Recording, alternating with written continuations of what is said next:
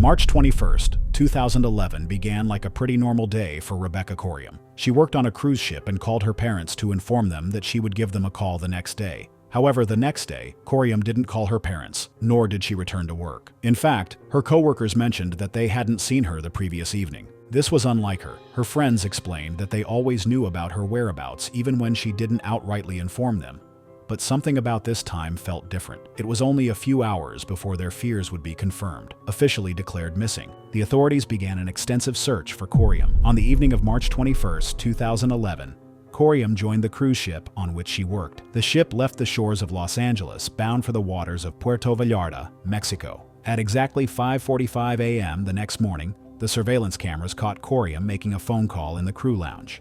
At the time of the call, Coriam appeared to be upset and visibly shaken as she held the phone to her ear. To make things even stranger, Coriam was wearing men's clothes in the surveillance footage. Unfortunately, this was the last time anyone would see Coriam alive. The young woman was not seen on the ship anymore.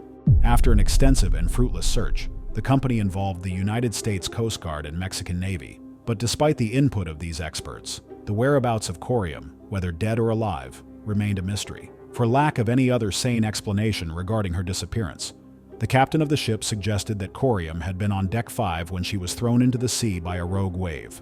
However, there were several things wrong with this theory. For starters, it would have taken a wave 100 feet high to reach Coriam at deck 5. Secondly, the Mexican Navy and American Coast Guard didn't find her body in the surrounding areas. In addition, there had been no reports about a storm that heavy. Then how could it be that a wave of 100 feet had thrown her off? However, one of Coriam's sandals was found on deck 5, suggesting that this was the last place she had been. Later investigations would reveal that the sandal didn't, in fact, belong to Coriam.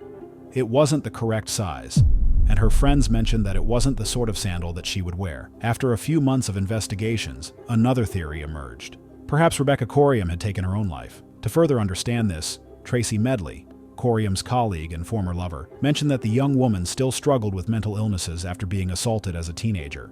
Unknown to those that even knew her closely, Medley revealed that Coriam self-medicated with cocaine.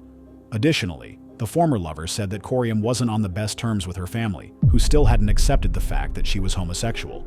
Before Coriam disappeared, there were reports that she had been drinking the night before. Medley said that she was in bad shape due to a mental breakdown and refused to go to her room. She cried, screamed, punched herself in the face, and even threw herself against the walls of the ship. When they finally succeeded in getting her back to her room, Coriam admitted that she felt like a failure because she was too cowardly to jump off the ship. Later on, investigators would point accusing fingers at Medley, all thanks to her vivid memory of Coriam's last days.